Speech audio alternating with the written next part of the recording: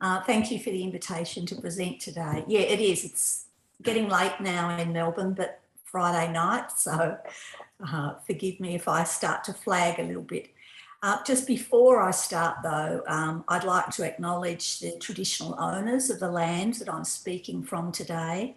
I pay my respects to the Wurundjeri people of the Kulin Nation, their elders past, present and future and emerging. So I'm presenting today on a paper, elaborating on a paper that I recently published with Brannigan, Stam and Warner.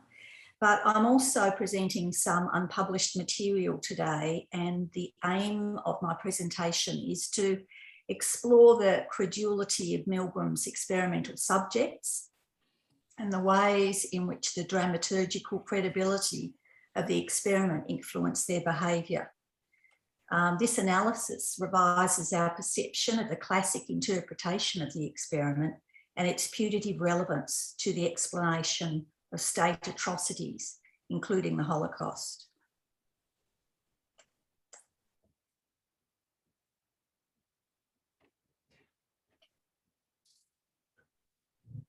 Stanley Milgram's obedience experiments are arguably the most famous research in social psychology. Volunteers who attended Milgram's lab under the guise of a memory test administered apparently painful electric shocks to a person they'd never met. Milgram, it seemed, had revealed a disturbing truth about human nature in his lab. The obedience experiments first came to public attention in October 1963, when the Journal of Abnormal and Social Psychology published an article by Milgram reporting that in his first variation of the experiment, 65% of people went to maximum voltage shocks on the shock machine. 65% of people gave maximum voltage shocks to the learner. It would be another 10 years before Milgram's report on his full research program and the rest of the experimental variations that he conducted with their differing results would be published, by which time the story had taken on a life of its own. Media interest in Milgram's article was intense from the start.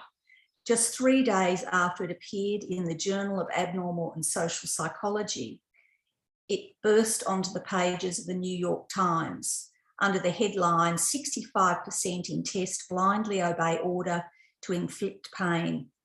The high rate of obedience among the subjects and Milgram's descriptions of how astonished observers were to find this made for a sensational story. What sort of people, slavishly doing what they are told, would send millions of fellow humans into gas chambers? The paper asked its readers.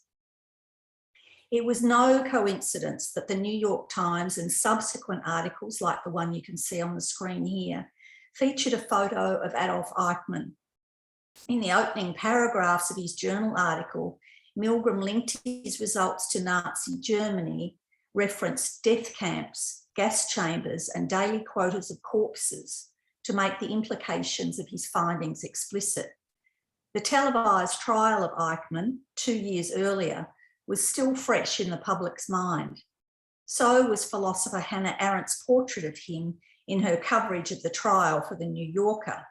She had depicted Eichmann as disconcertingly ordinary, driven not by ideological hatred or inherent evil, but by an almost automatic tendency to obey orders. The subsequent flurry of press reports, editorials, columns, articles, radio broadcasts, and much later TV coverage tended to emulate the emphasis of the New York Times story, reproducing and amplifying Milgram's claims about human nature. The ingenious experimental setup, the sleight of hand and trickery, and the seemingly shocking results catapulted Milgram and his research into the national and international limelight. Milgram's impact on the profession was equally dramatic. Fellow psychologist Diana Baumrind published a highly critical article, not just about her misgivings about Milgram's treatment of his subjects, and the ethics of his research, or the effectiveness of his debriefing, but she challenged the parallel that Milgram sought to make between Nazism and his lab. The social psychologist's laboratory, she argued, could hardly replicate a real-life experience such as Nazi Germany or the behaviour of SS subordinates in concentration camps. Baumrein's article triggered a debate about the ethics of experimentation on human subjects that would eventually prompt a revision of the APA's Code of Ethics and institutional review boards at every research college and university.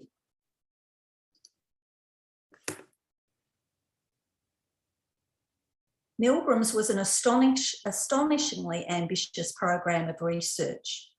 Conducted over 6 months, sorry, I'm just going to go back to that one.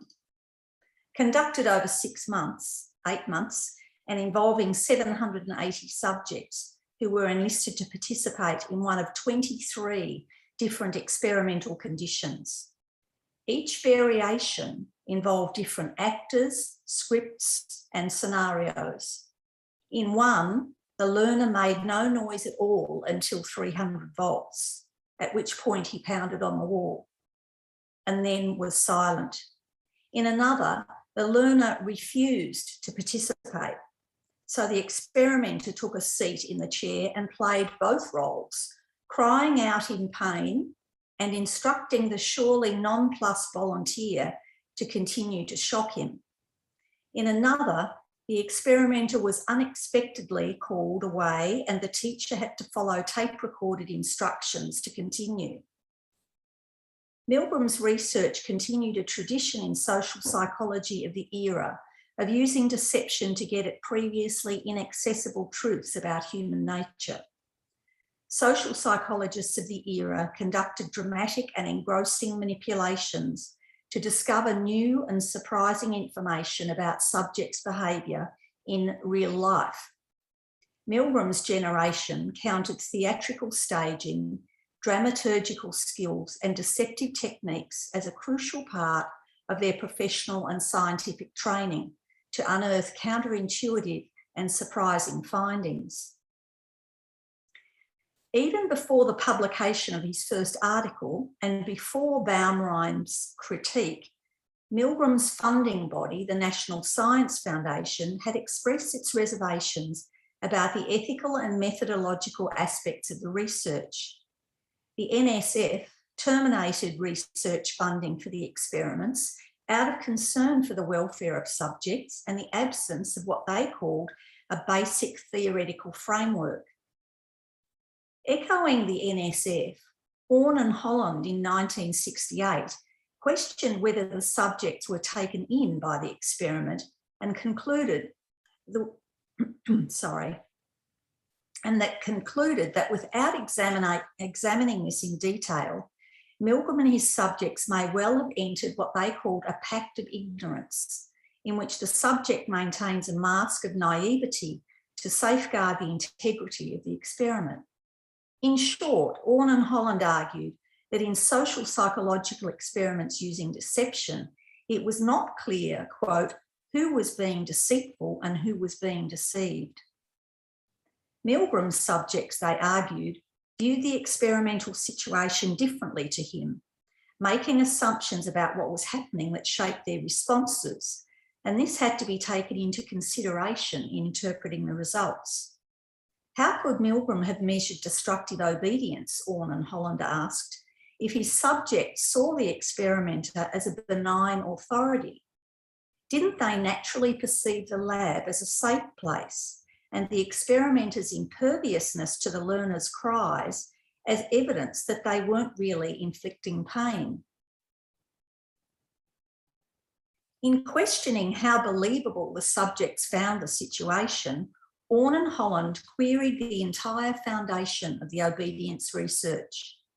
Like Baumrein, they challenged the parallel between the trusted environment of a respected university laboratory and the concentration camps of Nazi Germany. The recent availability of Milgram's research materials has given fresh impetus to scholarly attention and interest with debates about the methodological, ethical, and theoretical claims of the obedience experiments. Stanley Milgram's papers became available to researchers in 1993 through the Yale University archives. The extensive guide to the papers describes the contents of 266 linear feet of files in 424 boxes, which contain Milgram's professional correspondence and research output from 1950 until his death in 1984. A substantial portion of the archives is taken up by material relating to the obedience to authority experiments.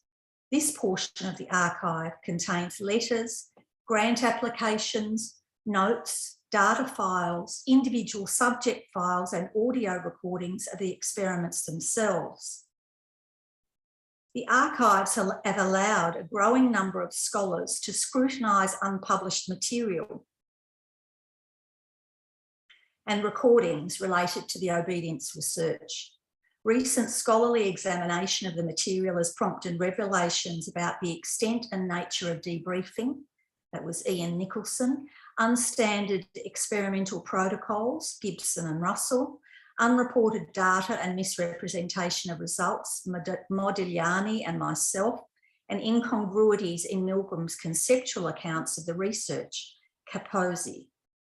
However, despite these more critical reappraisals, a feature of much of the scholarly discourse in the decades since Milgram conducted his experiments has been the profound and provocative nature of his findings of humanity's slavish obedience to authority. Blass and Lunt are both examples here. While not denying the ethical issues that Milgram's experiment raised regarding the welfare and treatment of subjects, many current scholarly narratives tend to accept Milgram's assertion that we are all capable of torture and murder at the behest of an authority figure, a conclusion that is transferred uncritically to the general public and prospective students through the textbook industry. And this is commented on particularly by Greggs and Whitehead. Subject credulity remains an unsettling and potentially destabilising factor that has troubled social psychology since its inception. An experimenter's skill in crafting a believable scenario was crucial to the success of an experiment based on deception. In his first journal article, Milgram vividly described subjects' distress, tension, and emotional strain as code for their belief in the experimental scenario. Quote, a mature and initially poised businessman who was, quote, smiling and confident at the beginning of the experiment was by the end, quote, reduced to a twitching, stuttering wreck, end quote. The implication was that the subjects fully believed that what was happening was real, and despite indications that the learner was in increasing pain, 26 of 40 subjects that Milgram wrote about in his first journal article proceeded to administer the maximum shock. Milgram described the defiant subjects as, quote, frequently in a highly agitated and angered state, end of quote, but made no reference to their motivation in refusing to continue. However, archival research, as opposed to published accounts, shows there was considerable heterogeneity in subjects' responses. Many people were traumatised during and after the experiment was over, and many were sceptical. In my analysis of archival material, it is clear that Milgram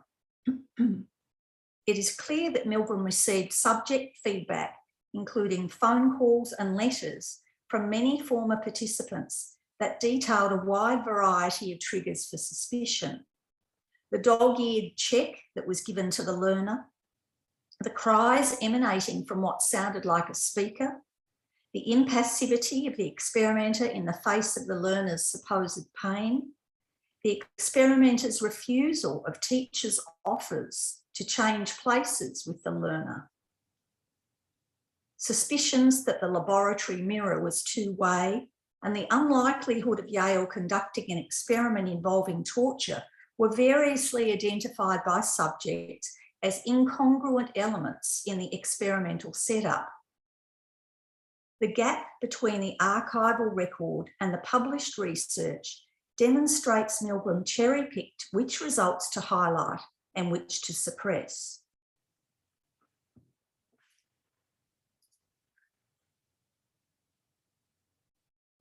For example, condition 24 recruited pairs of intimates and family members and friends, which led to the lowest level of obedience in the experimental series.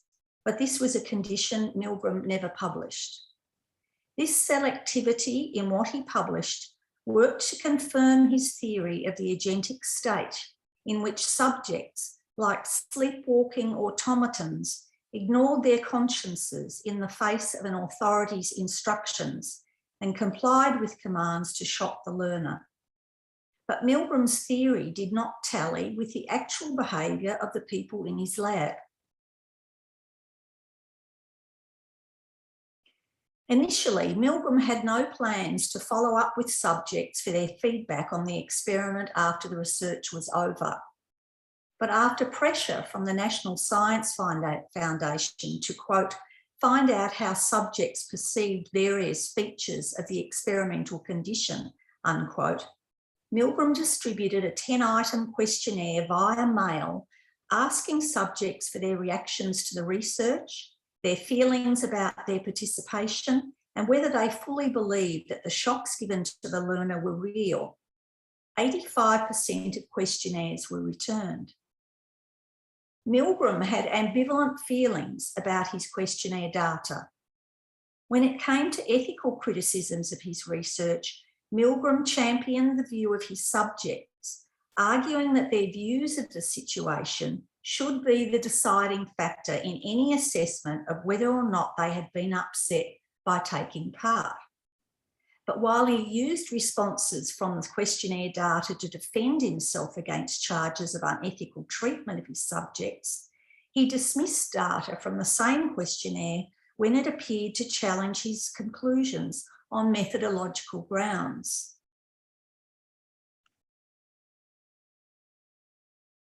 Hoffman, Meyerberg and Morawski note that Milgram dismissed subject scepticism, quote, as defence function, unquote, and a, quote, post facto explanation, unquote.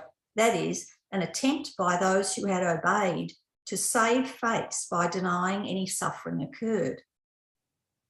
However, in a public debate with Martin Orne in 1969, Milgram argued that the subject's reflection on the experiment contained in the questionnaire were a more valid measure of their reactions than the post-experimental conversations that he held with subjects, because subjects were so worked up immediately after the experiment.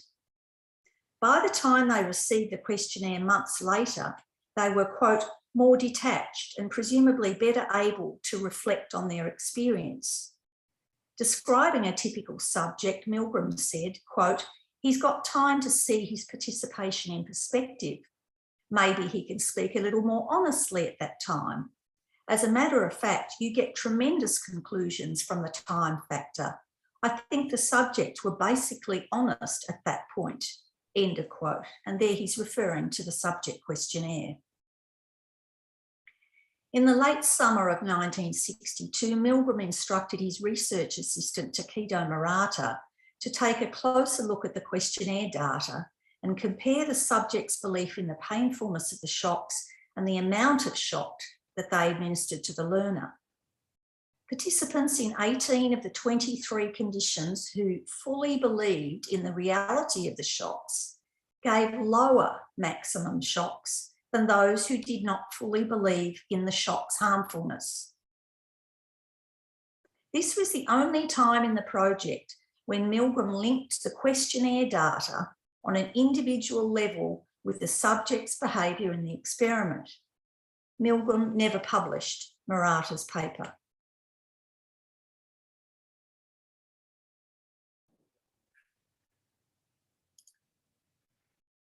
When it came to putting together the first and only full account of his research program in his 1974 book, Obedience to Authority, Milgram did not use Murata's data directly. but indirectly. He included a summary table which gave percentages of obedient and defiant subjects against a 5-level scale response concerning the degree of conviction that subjects had during the experiment about how real the shocks were, varying from fully believing to fully not believing. A closer look at this summary table that Milgram presented as evidence in his 1974 book undermined his claims that subjects were uniformly convinced that the learner was being hurt. The table summarised the patterns of defiance versus obedience contingent on 5 levels of belief in harm that were collected in the questionnaire. The table showed fewer than half of his obedient subjects fully believed that the shocks were causing the learner pain, and crucially, that where belief in shock was greatest, this was the category in which subjects were most defiant. Also, Milgram's discussion in his book obscured the observation that across all conditions, the majority of his subjects, 56%, were defiant, not obedient. What Milgram left out of the table was Murata's breakdown of subject behaviour across the 23 experimental conditions, and Murata's conclusion that in 18 of the 23 conditions, those subjects who fully believed the learner were getting painful shocks gave lower levels of shock than subjects who doubted the shocks were real.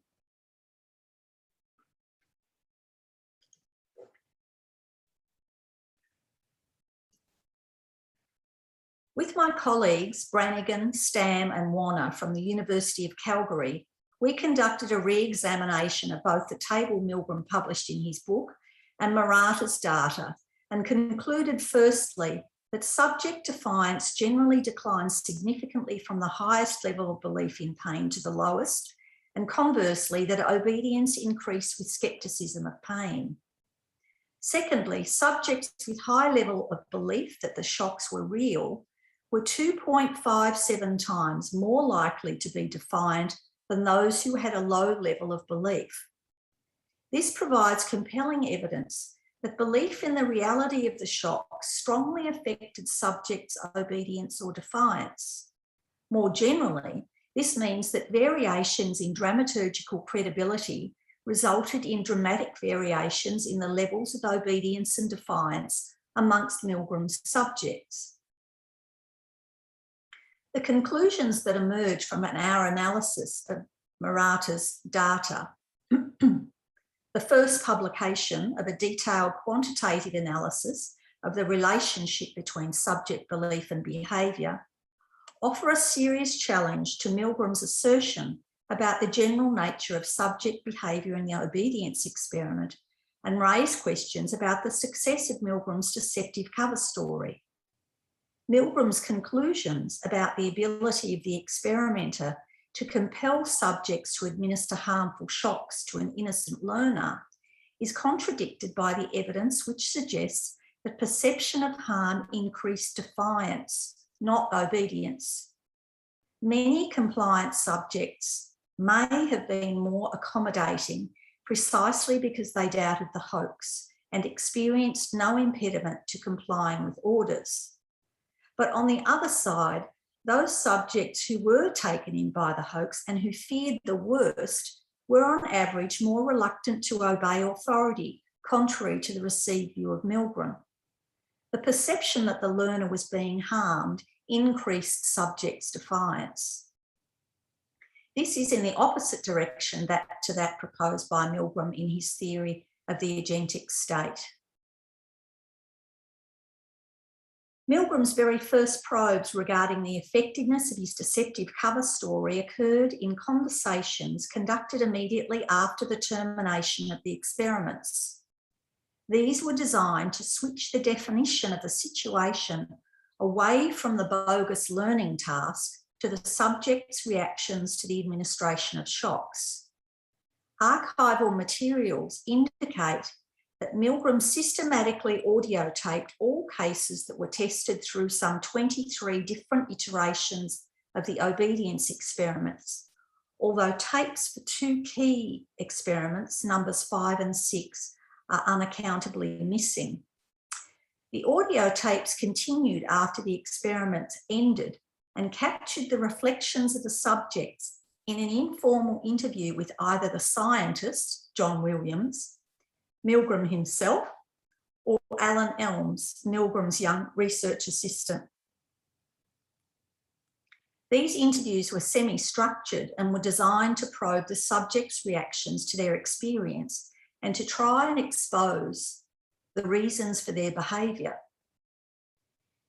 In their analysis of a selection of recordings, Hollander and Turowitz in 2017 found amongst those subjects classified as obedient, the most prevalent explanation they gave for their behaviour was that they did not believe the learner was actually being harmed.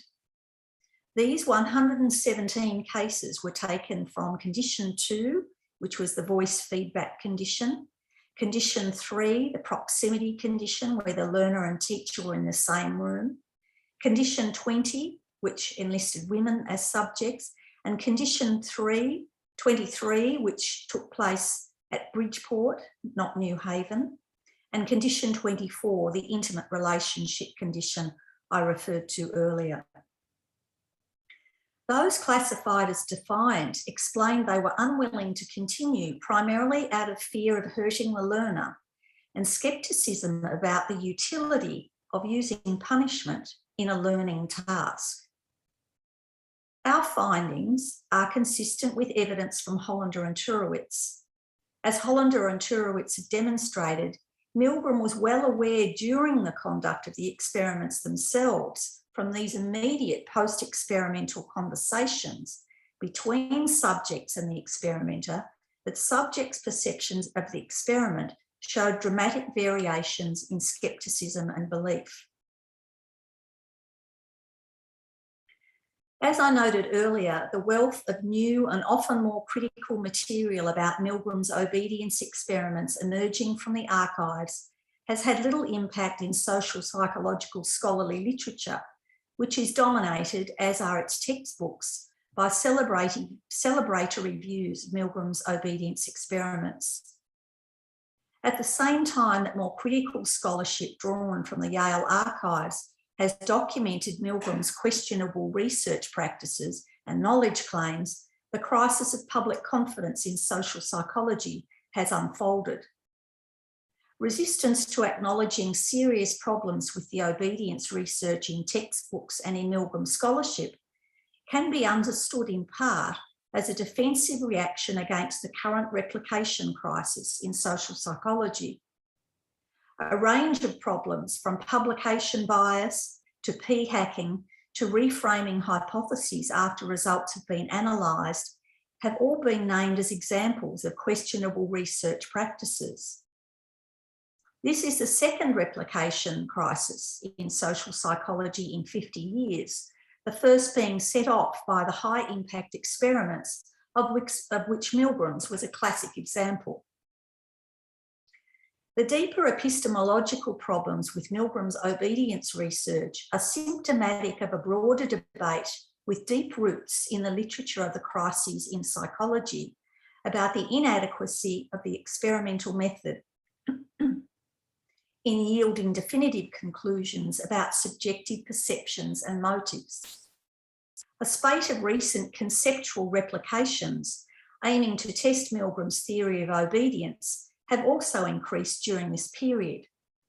For example, Berger's replication, bolstering the profile of the obedience research and in some cases validating Milgram's original claims of continued slavish obedience to authority. Relevant to the discussion here is that few others were ever able to conduct anything resembling true replications of the obedience research, including such well-known attempts as Berger's. Efforts such as Berger's were never designed to examine the most compelling questions raised by the NSF, by Martin Orne, and by Milgram's subjects, that is, the credibility of the cover story and the incredulity of the subjects. Could a replication ever solve the kinds of problems associated with the Milgram studies? Even if it could be done and the various methodological barriers were removed, we would still not be entirely sure what it is that the participants are doing or how they are responding. The studies are now so well known that it may be impossible to find someone who would actually be naive to the research.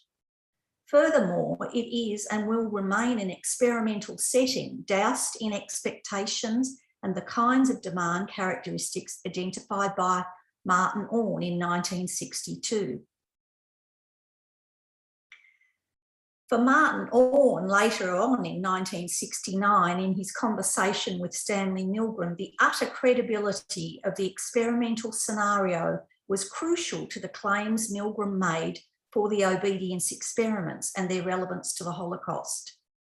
In a public discussion with Milgram in 1969 about the obedience experiments, Orne spelled it out, quote, "Only if we can show that subjects honestly, really, completely believed this and took it at face value, could we then extrapolate beyond the lab to real life," unquote. One way forward is to relegate classical social psychology studies like Milgram's obedience experiments, Zimbardo's Stanford prison study, Sheriff's Robbers Cave experiment, Rosenhan's Being Sane in Insane Places study, from social psychology to the history of psychology. Archival re-examination has established their questionable research practices, and as Brannigan notes in his 2020 book, these classics, quote, "appear to have been demonstrations designed to illustrate the researcher's theoretical assumptions rather than impartial tests of hypotheses." Milgram fashioned a powerful tale of saints and sinners, a morality play cloaked in the language of science that captured a particular view of humankind at a specific time and place in history that reflected a variety of cultural, economic, and political influences. The key finding of our study, that obedience to authority is not as unreasoning and automatic as Milgram would have us believe, ought to encourage significant revisions in fair-minded textbooks and other historical accounts of the development of social psychology. In our account, the lesson from Milgram is much more uplifting. People who fear hurting others are actually far more likely to be defiant of authority than to be obedient slaves. That's a lesson from the obedience studies that unfortunately most people have missed. Thank you. Thank you very much, Gina. Let's get for a round of applause. It was a very beautiful and very interesting and very rich talk. So I have a question, and if you have people in the audience have a question, you can write it in the chat. Just write a question, and then I will know that someone wants to say something. So this question of credibility, as you said, it was there very early, and it's already addressed in Milgram's 1963 paper. And his argument is to say that since the participants show lots of emotion, it shows that they really believe what's going on, that if they thought that it's a fiction, they wouldn't have so deep emotions. So then I have the impression that if you want to argue against these arguments of either you say that Milgram was that the experiment didn't work because people didn't believe really that the setting was real, or you say that it was not ethical because if people believed that what happened, then Milgram was torturing them, and then it was not ethical. But if they didn't believe it, then the experiment doesn't work. But then it was not an ethical problem since he was not really traumatizing them. So I have the impression that there is a kind of tension between the two claims that you have. You didn't talk about so much about the ethical aspect, but your book talks a lot about it and very convincingly. And so my question was whether I think there are two ways of taking your claim. There is one way is just to say that this correlation that you bring about, that I don't know how to say it exactly, but this correlation between not believing what's going on and obeying. So it's just show that the findings are not correct. So this is like a radical interpretation, and I think that there is a more less radical interpretation. Maybe it's yours. It's to say that it's just one effect, and that there are still other effects. And it would go with the Hollander and Choroviet's paper when they said that actually the problem with the literature on Milgram is that everyone tries to show the interpretation, and actually there are several models, that there are several effects. So you show one effect, but or this law shows one effect, but it's not the only one. And then there is still a problem of how to explain that the other people who believed what was going on still pressed the last button. So I think a key thing to bear in mind here is that, well, there's a few things that come to mind in response to that. I think the first thing I want to reiterate is that there was such heterogeneity in reactions from Milgram's subjects. And I think this is something that people overlook because we have not been aware until recently. I don't think people have really understood until recently that each variation of the experiment was a completely different situation, a different script, different actors, different props. And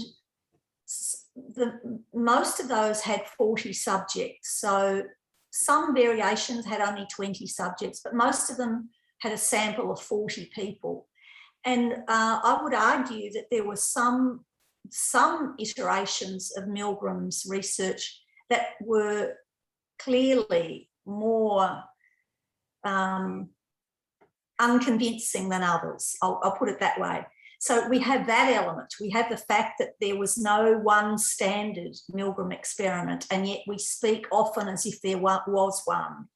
And I think one of the most startling things for me at the very beginning of my research, when I went to Yale, and I was actually trying to find out where the figure of 65% obedience came from. And I soon realised that figure was quoted. It was the figure that Milgram quoted in his first journal article, but the degree of obedience and defiance varied enormously according to different conditions. So there's a trap with thinking about the experiment as a monolithic thing that was highly standardised and the same for all 780 people. It was very different scenarios.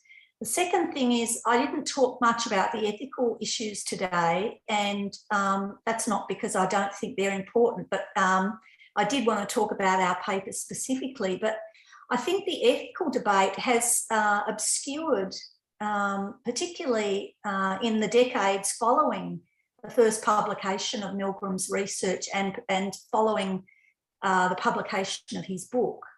The ethical debate has received more attention than the methodological issues. And that's because, well, obviously, Baumrein's article did have a big impact, and that debate actually had a big impact on a practical level in terms of the conduct of research. So I think that methodological issues really need as much attention, if not more now. I think there's no question about the ethics of Milgram's research. And I think the link, I think that viewing Milgram's book as a response to critics is a way of understanding why he shaped a particular narrative and why he cherry-picked results and why he did not publish data that he gathered in the lab. I think by 1974, his career had definitely suffered. And it was only the intervention of a colleague that got him the job at City University of New York. Prior to that, he seemed to be on a track from Yale to Harvard, but clearly the obedience research had a negative impact on his career. So I think looking at the publication of his full research program in 1974, it really understanding those factors that were happening in the background gives us an insight into why that material was presented the way that it was. Thank you very much. Phil, you had a question? You should turn on your microphone. Hi, I really enjoyed that paper. Thanks very much, Gina. I just want to pick up on the previous question that Raphael put. Maybe we'll call it Raphael's dichotomy. I'm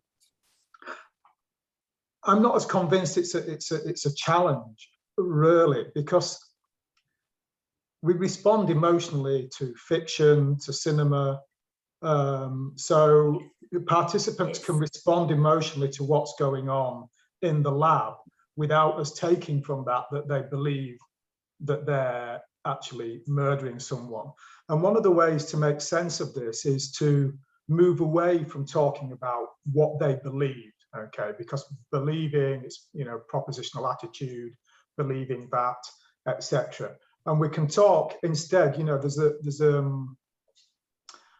in emotion research to talk about recalcitrant emotions. So one example would be the fear of flying, where you can believe that flying is the safest form of transport, but still have a fear of flying. And it's taken to indicate that a cognitive account of emotions can't be right, because it can't be the belief that's operationalizing the emotional state if you believe that flying is the safest mode of transport. So something else is going on there.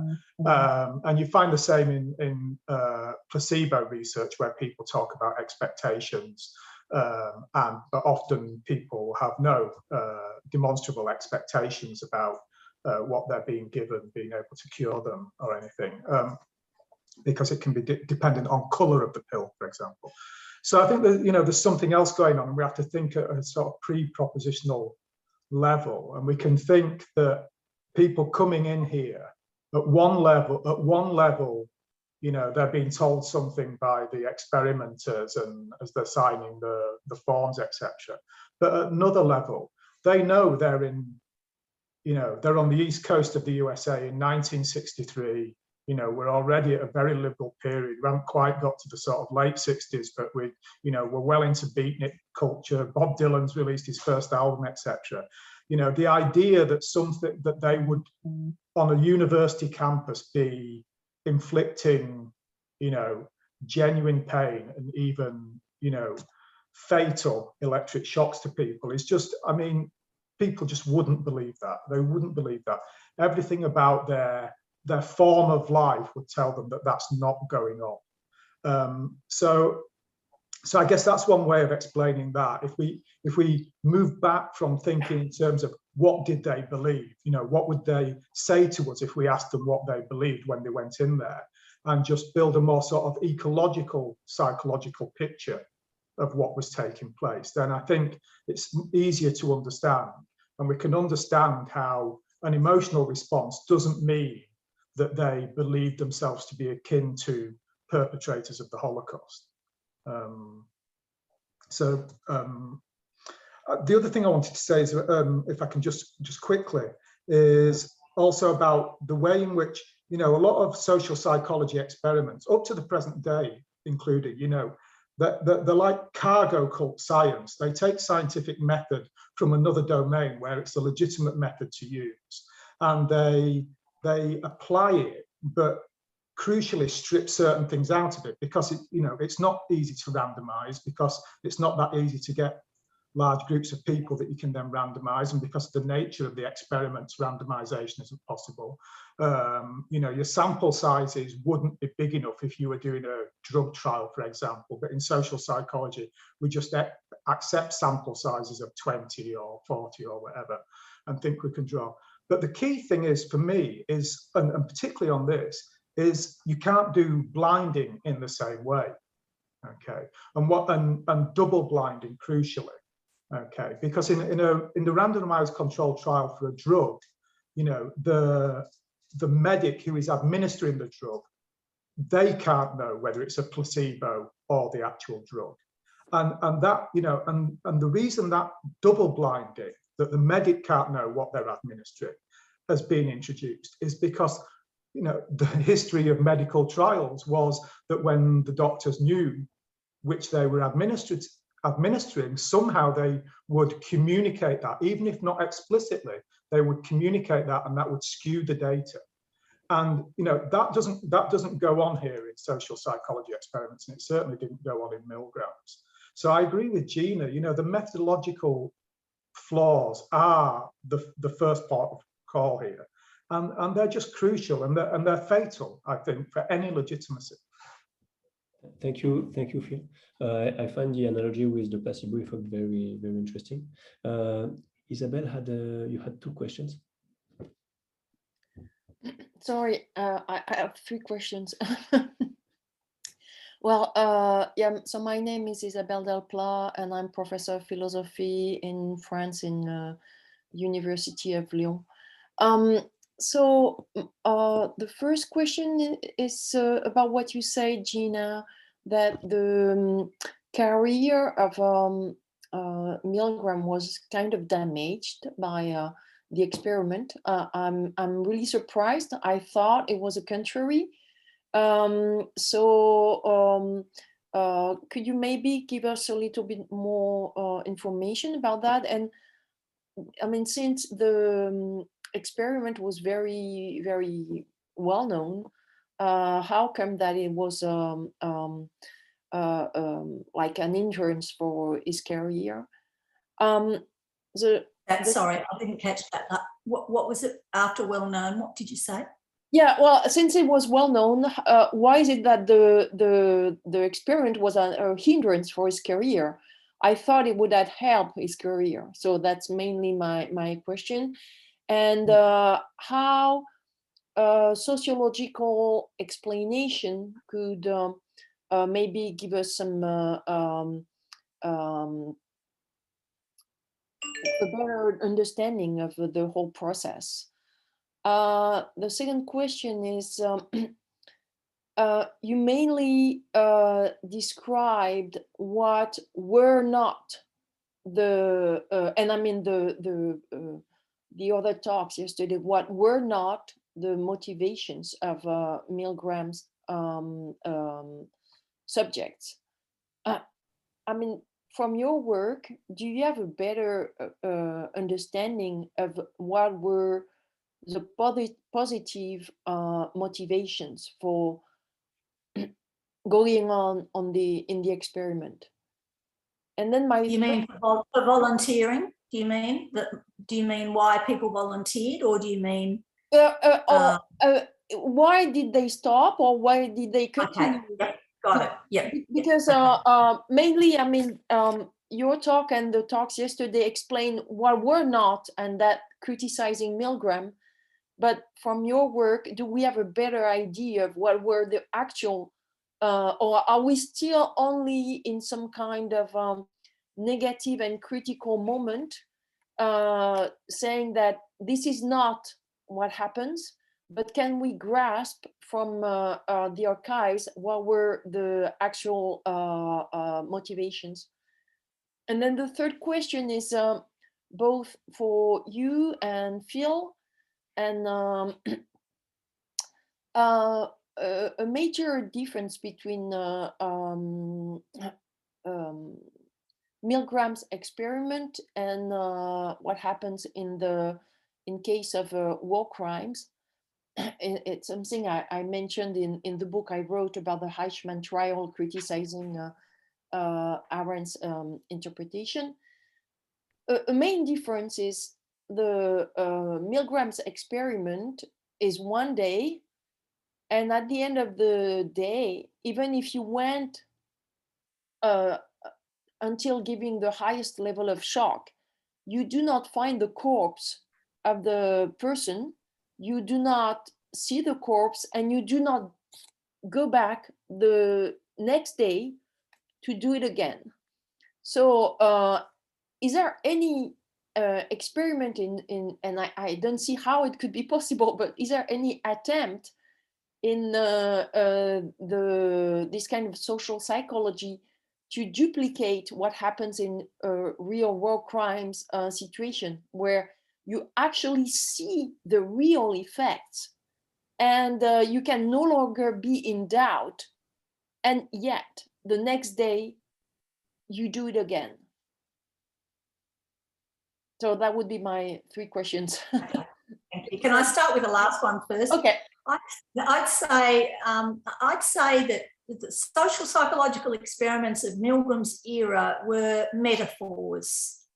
They were reflections of prevailing views, and Milgram's experiment, and particularly the presentation of his findings, when you read it, I think you can see, I mean, it's why I included the pictures that he'd drawn of figures and the Nazi figures in his drawings when he's thinking about his book. I think that he harnessed Arendt's thesis in his psychology and used his experiment to amplify her argument about Eichmann. And so in answer to your question, I don't think social psychology of that era can illuminate what it is that you want illuminated. So that's the last question first. The first question was about Milgram's career. And again, this gets, I think it gets downplayed a bit, but Milgram's research was actually very controversial within the academy and in psychology more generally. And from what I gathered in my own research, Baumrein's article criticising Milgram was really the first time that there'd been a published disagreement a published debate. It triggered a debate about ethics that had been happening verbally, but it hadn't actually appeared in print. So I think his experiment was polarising, and there were people, I mean, I did, before the session started, I was talking about Phil Zimbardo. I think Zimbardo and Milgram are regarded with great ambivalence because on one hand, they give credibility to social psychology because they seem to make these huge claims about human nature. But on the other hand, they're so criticised for the ethical, methodological, other aspects of the research that I certainly felt that Milgram's he did actually go to Harvard after Yale, but when he was in his early days at Harvard, his journal article was published and the controversy really broke out into the public sphere. And I certainly had the impression from my research that the obedience experiments, the infamy and the fame blighted his career. And I know that Gordon Allport, who was one of Milgram's tutors at Harvard, said at one point that he was very glad that the experiments weren't conducted at Harvard, which I think was, I think what he was referring to there was that it actually was the controversy didn't reflect well on Yale as well. So there were people who wanted to distance themselves from the research at the same time that they wanted to take credit for it. So there was that ambivalence. And as I say, it was only a colleague who intervened, who'd applied for a job at the City University of New York, who, when he was offered the position, made it a condition of his appointment that if he was appointed, Milgram would be too. So, you know, he was applying for work at that time, and so it did have a big impact. And, you know, beyond the obedience experiments, he really did, I don't think his later research did him any favours in terms of establishing his, or re-establishing his reputation as a serious scholar. I think there was a perception that he became preoccupied with fairly gimmicky kinds of experiments after the obedience research. But then again, not surprisingly, I guess he was burned, and he probably didn't want to get, he wouldn't have gotten funding anyway, I guess. But so what I'm trying to say is, behind the scenes, there were people who were very, very conflicted about his research. The second question you had was, can we move on from this negative space and kind of come to any conclusion about what people were actually doing and thinking they were doing in Milgram's lab? And my answer to that is, we can only go on the archival material, and that has its imperfections, and I think everyone acknowledges that. And what's so interesting to me about Milgram's research, and again, it's typical of research of the era, and I think still today, is this treatment of people as objects, and that this discounting of their subjectivity, discounting of their experiences as subjects in experiments. And on one hand, treating them as guinea pigs, but on the other, not giving them any agency or acknowledging their experiences or their reflections as valid. And again, I think that's been was part of that historical push for social psychology to be seen as scientific, and that subjectivity in the lab, or the study of subjectivity in the lab, was seen as just that, subjective, not objective, somehow not scientific enough. So I think what I take, as I said at the end, is that what we do know about Milgram's subjects that is not a negative space is that the majority of them defied the orders. The second thing we know is that as people, I feel that the experiment, and particularly the work around people being more defiant when they believe that someone was being harmed, is a powerful message about altruism and empathy that has been completely obscured in the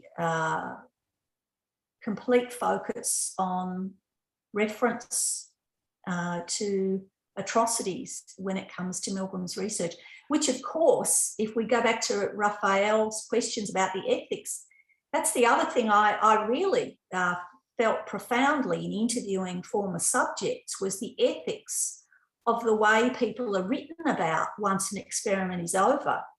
When they left the lab, they were told before they left the lab that their behaviour was normal. They were reassured that the shocks weren't as harmful as they thought. They got a questionnaire and a debriefing report some months later, which kind of was attempted to reduce their stress levels and to feel okay about what had happened in the lab.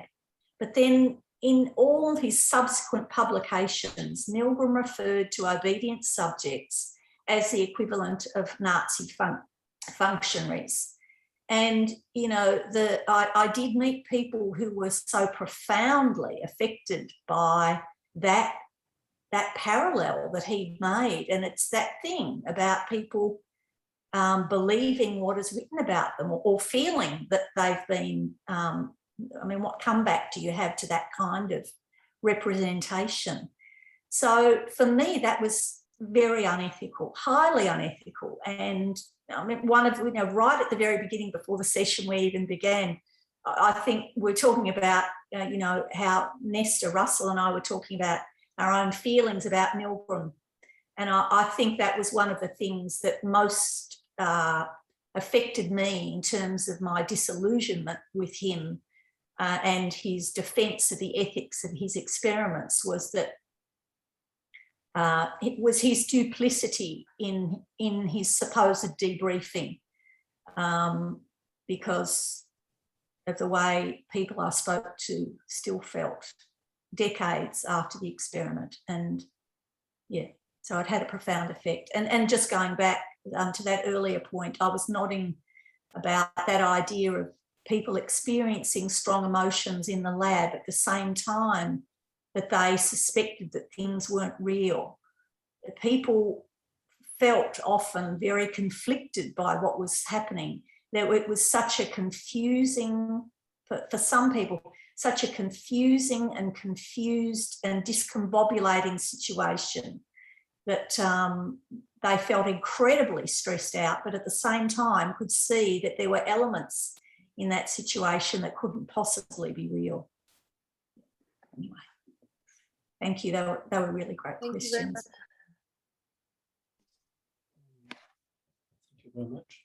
So I had another question regarding this question of credibility. Excuse me. So I was wondering whether during the experiments it was expressed that some people involved in the experiment said at some point, okay, are you making is it a joke, or is it a farce, or not, or yeah, or was it only in the in the questionnaire that this option was, this possibility was entertained? Of whether or not people thought it was a joke, did you say?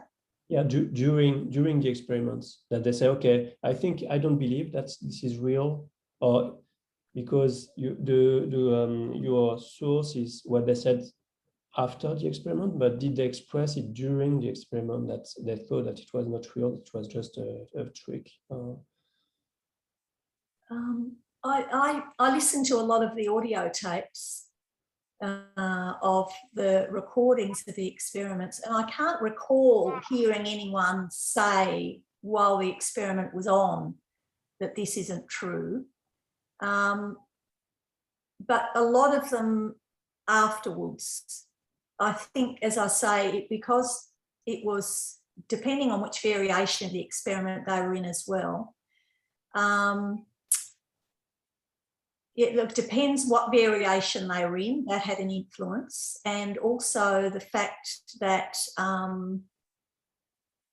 sometimes in some variations the learner came back into the lab to show the person that they were fine, and they would shake hands and make a joke about what had actually gone on. Again, it was a way of kind of minimising distress. But mostly I think what happened was that people,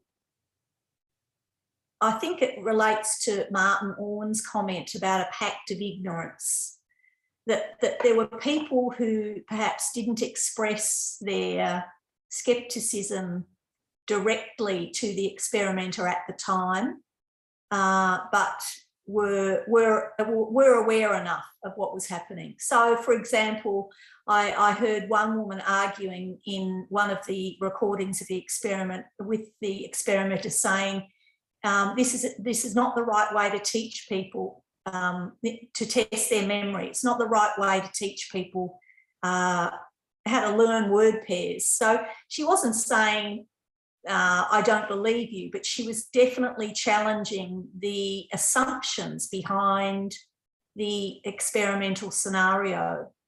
And so I think people were alert to cues in the environment, but so many of them were conflicting because, in a way, they were led to believe the experiment was one thing, and then when they got there, it was such a different experience to what they expected. Yeah, so Phil's just said goodbye, so thank you. Is there another question?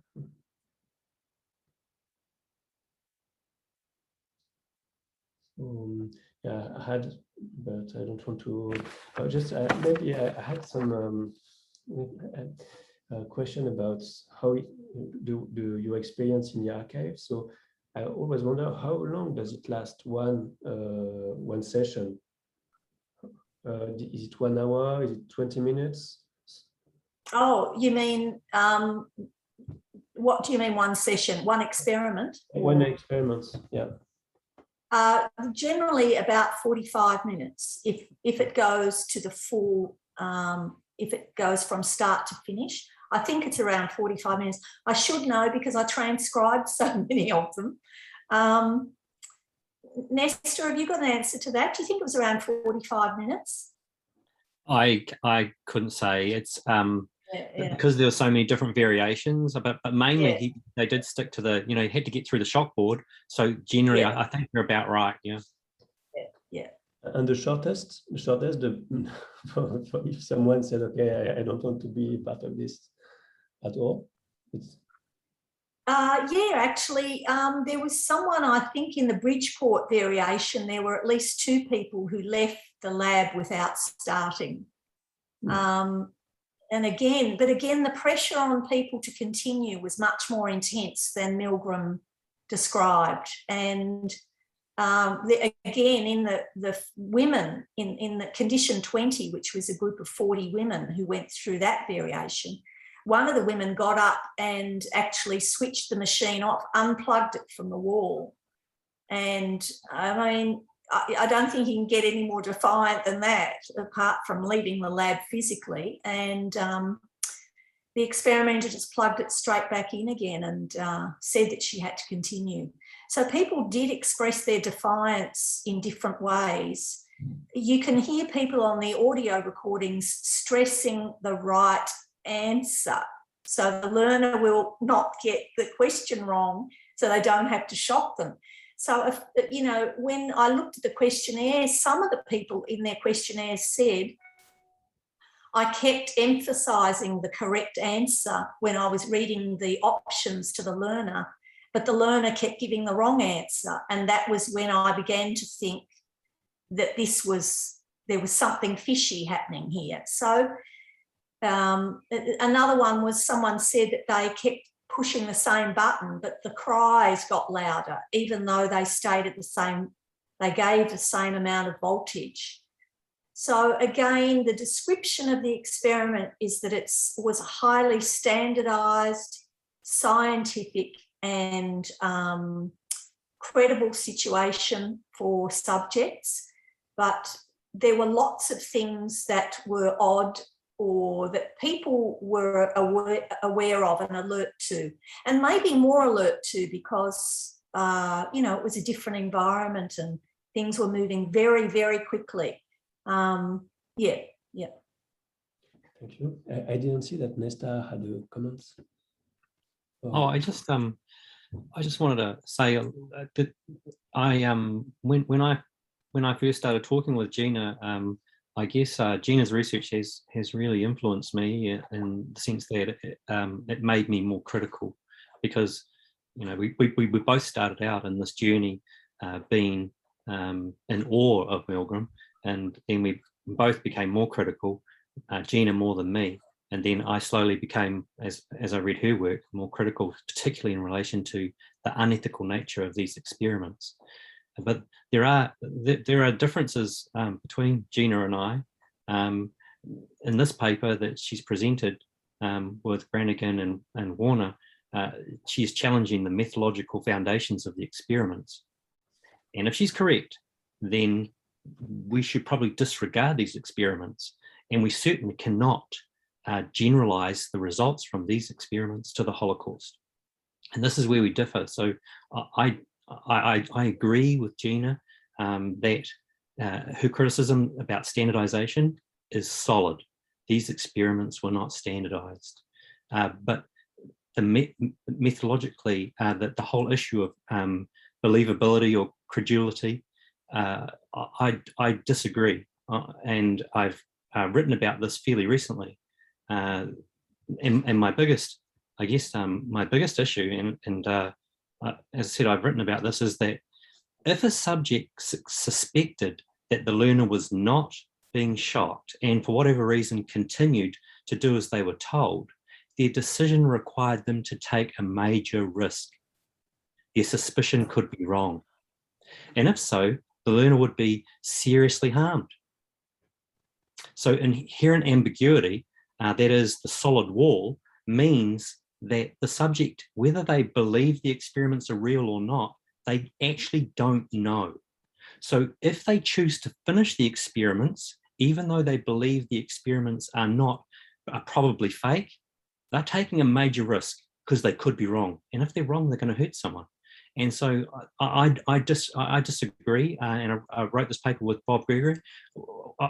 We totally disagree with that. The credulity issue is a major problem, but then and that's why. But importantly, I agree with Gina that Milgram was not scientific, but where we differ is that I see Milgram as a social engineer, and that is the connection with the Holocaust, because in the Holocaust, there were many social engineers, many Nazis who were social engineers, and that's the connection that I would make with the Holocaust.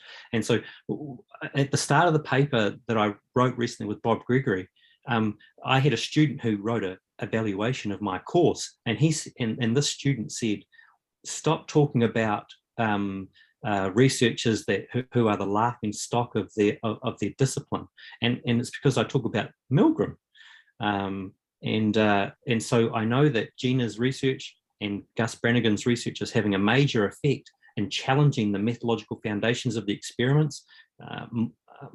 Orn and Holland, Horowitz, but I still think there is something in these experiments because I believe them to be a resolution of a moral dilemma.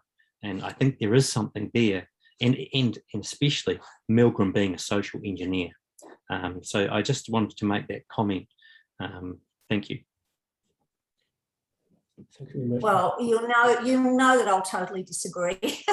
Yep. We always agree to disagree, but I think there are so many. I think there are so many questions, and there are so many issues in Nesta's response there that I think we could probably spend hours talking about. But the reality is, I think we have to acknowledge that Milgram's experiments have played a very important role for generations of social psychologists, plays a very important role in introducing new recruits into social psychology, graduate students, undergraduate students. And I do think there is a resistance to taking on board the fact that Milgram's experiment tells us nothing about the Holocaust. It tells us a lot about the history of psychology, and I'm certainly not saying that we shouldn't study Milgram's experiment, but we should study it as part of the history of psychology and abandon the discussion of its relation to the Holocaust, because the more we do it, the more we reinforce that idea that it is relevant, and I don't think that does anyone any favours. So, thank you. Isabel, you had a question.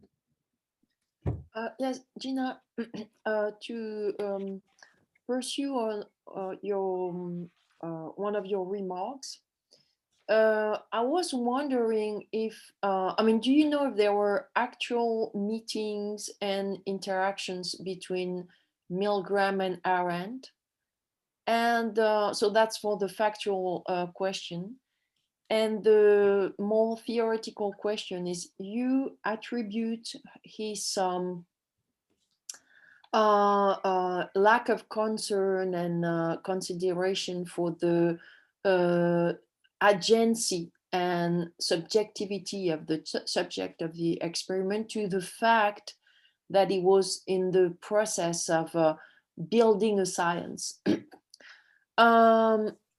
Is it also related to what you find in Arendt, which is a very strong elitism, which is pretty obvious in Eichmann in Jerusalem, where basically all people who did not study philosophy with Heidegger are just dumb. And so do you find this kind of elitism where the people who did not receive the either a philosophical or a scientific training are unable to be critical thinkers? Oh, I'll answer the easy one first, and that is, I did look to see whether or not Milgram and Arendt ever met, and the closest they came was they were both invited to be on a panel, I think, I want to say with Eric Fromm, but I could be wrong about that. I can look it up if you want, but it was to be a TV show, a round table discussion, but it never happened. Okay. I just saw the correspondence that they would have been invited to be at that table. So my answer to that is I don't think they did meet. There's nothing in the archives, and everything is in those archives. So if there had been any direct correspondence, I'm pretty sure it would have been there, unless there's something in Arendt's own correspondence from Milgram, but no, there's nothing that I came across anyway. And the second thing you're asking me, I just want to clarify the question. Are you asking me, do I feel that Milgram had an elitist view of people who were not social psychologists? Is that your question? Yes, yes. I mean, because you really have this aspect in Arendt, where there is a lot of despise or for people who do not speak well, who do not from people from Hungary, from Galicia, for Eichmann who do not speak good German, for people who did not study or have certain, I mean, with a role attributed to philosophy in mastering critical thinking, which is, according to me, outrageous. And so I was wondering if you have the same elitism in Milgram. No, and I think I don't. I mean, I don't know enough about him personally to be able to answer that. But what I was referring to was that he certainly among his contemporaries, there was a view, yes, an elitist view of subjects in experiments. Okay. That these were people who, that the experimenter knew better what they were thinking than they knew themselves. And this reinforced the power of social psychology as something that provided people with insights and moral lessons, if you like, and as if an experiment should be a moral lesson that is inflicted on people in the first place. But anyway, so his stance was very typical of social psychologists at that time, I'd say, particularly those ones using deception, because the whole idea of using deception was that you had to trick people into believing something was happening so that you could surreptitiously study what they really thought or what their real reactions were. And, you know, you can see how on one level that sounds kind of like common sense, that if you study people covertly, you're more likely to get an idea of what happens spontaneously. But it was definitely a view that I think, in a strange way, I think it came from, you know, prior to social psychology, was psychologists' preoccupations with studying rats, that somehow human subjects were two-legged rats, and that you measured their behaviour, you measured how many levers they pushed on a shock machine, or you measured the amount of voltage they gave a learner, but you didn't ask them for their reflections at the time while they were doing it about what they were doing or why. So you inferred, the social psychologist would infer from that behaviour what people were thinking or feeling. And this is a major objection I have to the obedience research. And of course, that there's so much room for misinterpretation and misreading when you're inferring things from behaviour. So, yeah, I hope that answers your question. Thank you. So I had a very a matter of fact question. So I was wondering, so because you and Esther, you went through these files, and so is it possible to read all the papers, or I have no idea what is the volume and how long does it take? And well, in my case, my first visit to the archives, I had 4 weeks in the US. I probably spent 3 weeks in the archives, and then I went back. I spent most of the time actually photographing. When I realised how much material was involved, I spent most of the time photographing documents. And so then I would come back to Australia. I would prepare for the next trip.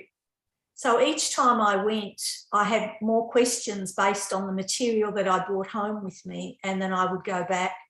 And in between times, I was corresponding with the archivists, getting them to send me material, for example, sanitised recordings of experiments and things that I could listen to between times. So I don't know, I probably made, I don't know, probably 6 trips to the archives. But the whole thing took 4 years, really.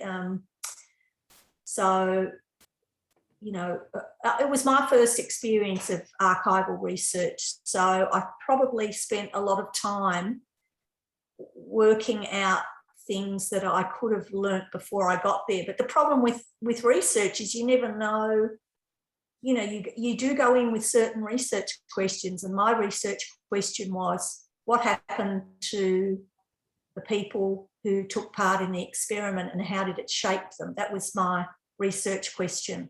But then once I started interviewing them and they started telling me things that didn't tally with the official record, I had to keep going back to the archives to check what had actually happened. So then that became for me a process of understanding that what I'd read and what I thought I knew bore very little resemblance to the actuality, and that if I was going to research this properly, I had to really go back to square one and work out in my own mind and try and visualise how things happened and why they happened. And